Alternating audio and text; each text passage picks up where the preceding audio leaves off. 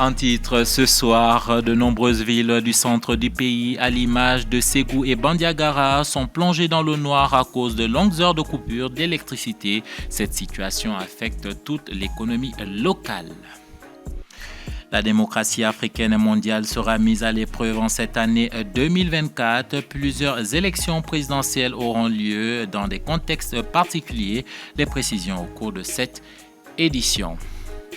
En football, suite à la publication de sa liste de 27 joueurs sélectionnés pour la CAN en Côte d'Ivoire, Eric Sekouchel a justifié ses choix. Vous l'entendrez dans un instant. Madame, Monsieur, bonsoir. L'ACEMA, coordination des mouvements de l'Azawa, dit non au dialogue intermalien pour la paix et la réconciliation prôné par le président de la transition, le colonel Assimi Goïta, lors de son message à la nation le 31 décembre dernier, a annoncé la mise en place de ce dialogue dont l'objectif est d'éliminer les racines des conflits communautaires et intercommunautaires et privilégier l'appropriation nationale du processus de paix. Explication de Soumaïla Fane. Dans son discours à la nation, le chef de l'État, le colonel Assimi Goïta, a annoncé la mise en place d'un dialogue direct intermalien pour la paix et la réconciliation. Objectif, privilégier l'appropriation nationale du processus de paix. Si vous vous souvenez, déjà cela avait été notifié au ministre des Affaires étrangères de l'Algérie à son temps, à Ramtan, au mois de janvier 2023.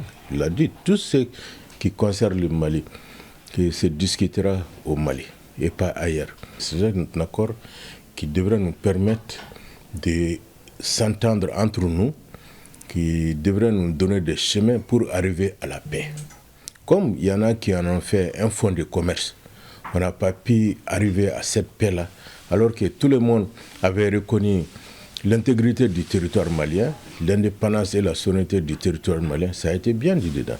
Maintenant, qu'ils se réclament de la CEMA ou pas, cela ne nous intéresse plus. Tous les Maliens maintenant sont égaux. Nous ne reconnaîtrons plus de groupes armés, groupes d'autodéfense, ainsi de suite. Non. Il y a une seule entité qui a la responsabilité de défendre l'État, c'est l'armée malienne. Cette proposition du président est rejetée par les séparatistes Touaregs qui soulignent que cette initiative remettrait en question l'accord de paix de 2015. Sur l'AFP, Mohamed El Maouloud Ramadan, porte-parole de la CEMA, a déclaré, je cite, « Nous pensons que ce dialogue intermalien est une façon de prononcer la caducité définitive de l'accord et de mettre la médiation internationale à la porte. » Il ajoute, je cite, « Nous voyons que c'est un rejet d'un accord déjà signé par toutes les parties et garanti par la communauté internationale et nous ne sommes pas prêts à prendre part à un processus de paix qui ne sera qu'un simulacre. » Fin de citation. Ceux dont vous parlez, qui se disent de la CEMA, au fait, ils ne sont pas la CEMA, c'est une frange, ce sont des terroristes dont la plupart est recherchée par la justice malienne. Ça, c'est un. Et de deux, concernant la caducité de l'accord pour la paix issu du processus d'Alger, c'était un processus, comme son nom l'indique, accord pour la paix, c'est-à-dire que c'était une porte de sortie pour chercher la paix.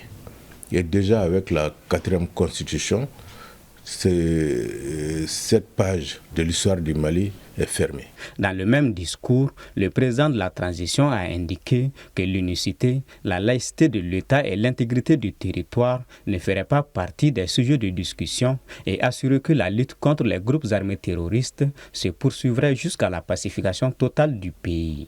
Sans transition, il y a de moins en moins de délestage à Bamako comparativement au mois précédent.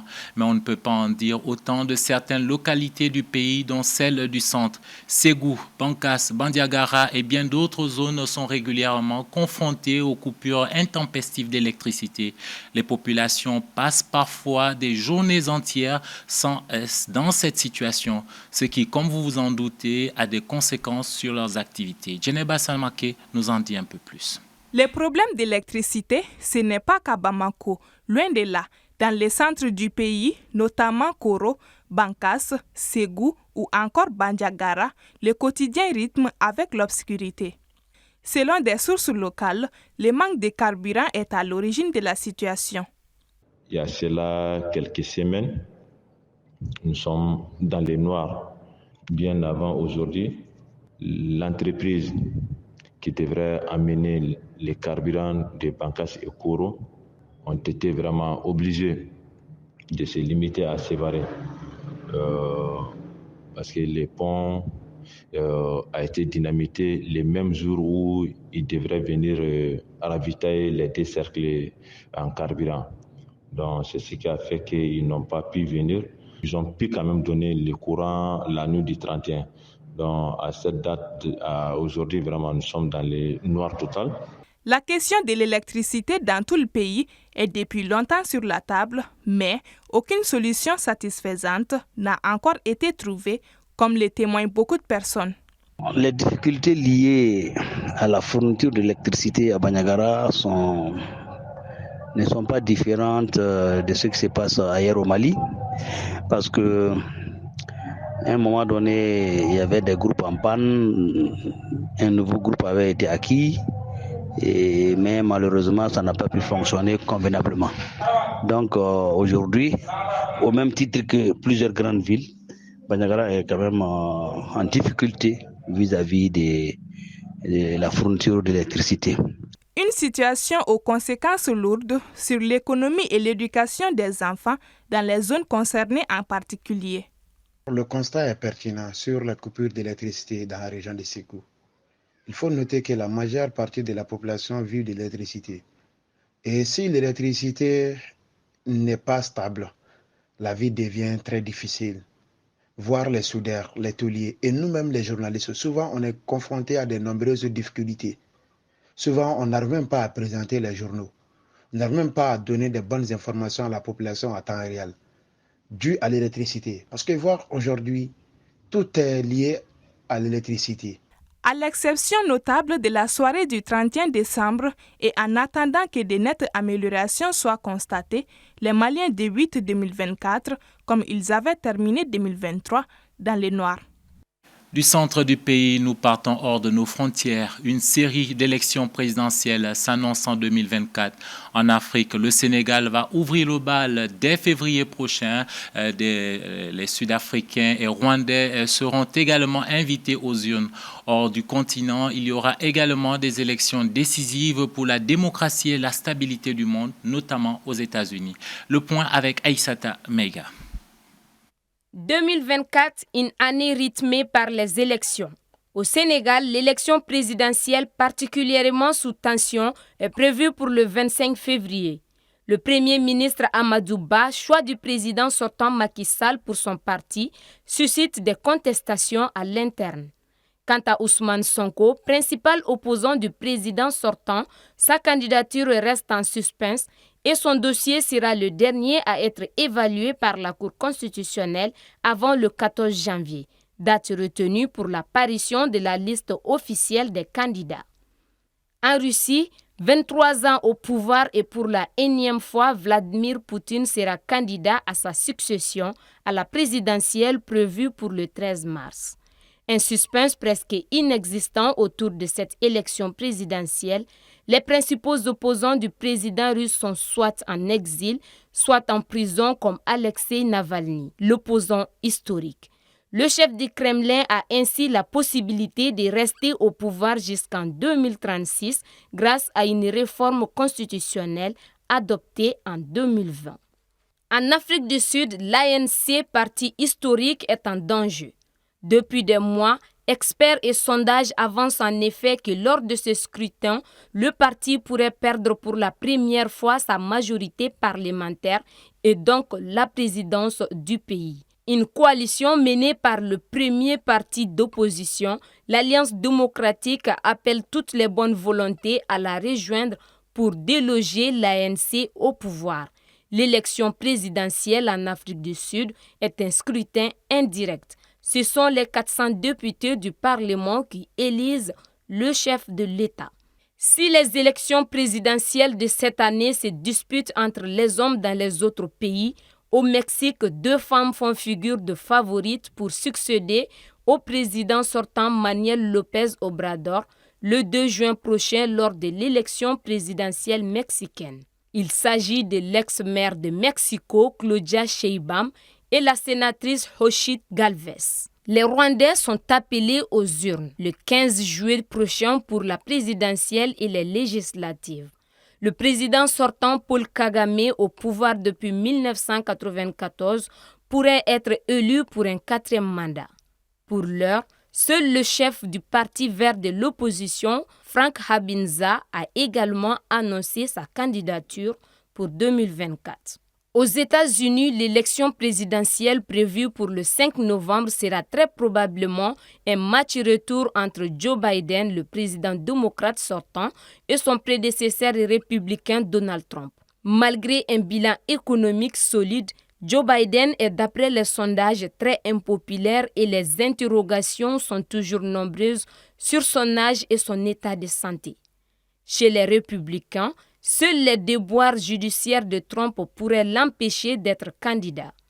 2 États, le Colorado et le Maine, l'ont déclaré inéligible. Le milliardaire américain a déjà annoncé qu'il ferait appel devant la Cour suprême des États-Unis. Trump est inculpé dans 4 procès et doit se défendre d'accusations de fraude et de conspiration pour fausser les résultats d'une élection. En Algérie, le président sortant Abdelmadjid Tebboune ne s'est toujours pas prononcé sur sa candidature à l'élection présidentielle qui se tiendra en décembre. Mais s'il décide de se présenter, il sera le grand favori de l'élection. Pour l'heure, la date précise de la dite élection reste inconnu. Direction le Moyen-Orient, Salah al-Aruri, le numéro 2 du Hamas, a été tué ce mardi soir au sud de Beyrouth, au Liban, suite à une attaque de drones israéliens. Le Palestinien de 58 ans était le fondateur de l'aile militaire du Hamas. Réagissant à cette attaque, le Hamas a déclaré que cela ne mettrait pas un terme à sa résistance. Qualifiant cette mort d'assassinat, le Hezbollah a promis qu'elle ne resterait pas impunie.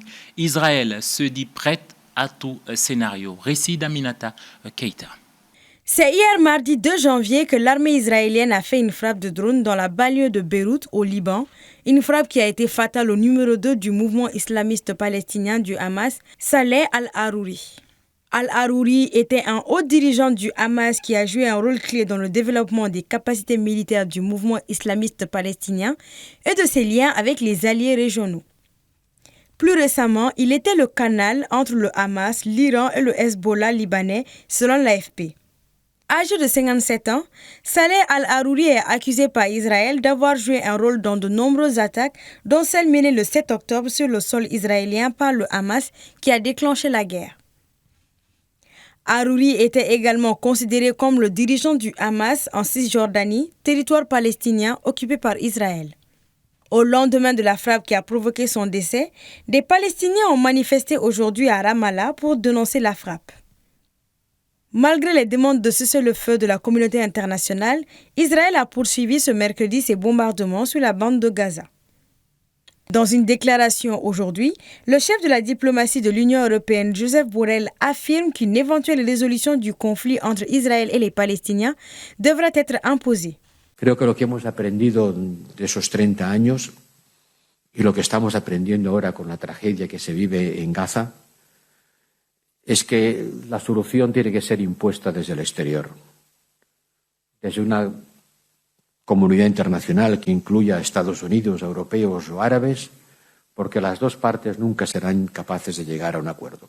À noter que le 7 janvier prochain marquera 3 mois depuis le début de la guerre entre Israël et le Hamas.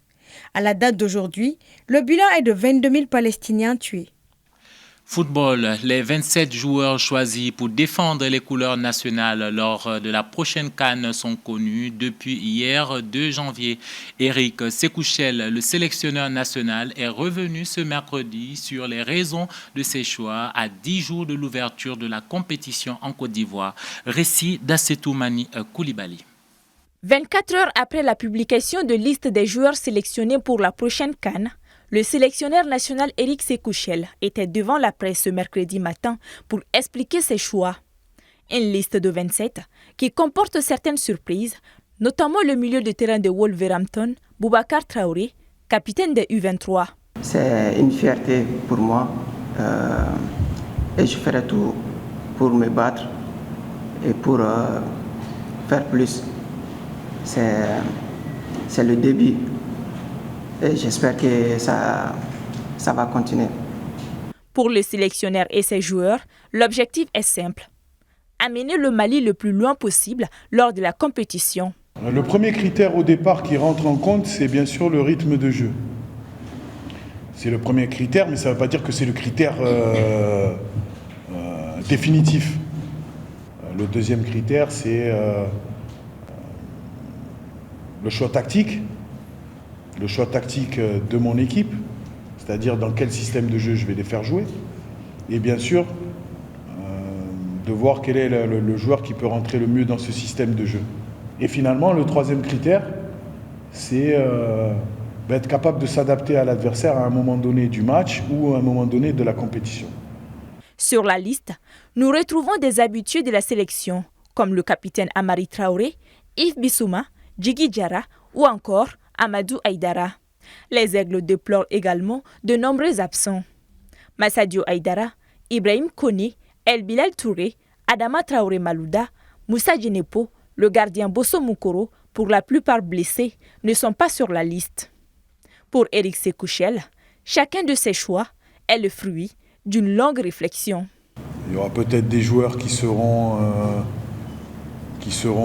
titulaires sur ce premier match de la CAN, et peut-être qu'il y en aura d'autres qui ne seront pas titulaires. Mais l'idée, c'est d'essayer de mixer les deux pour entrer vraiment dans cette préparation.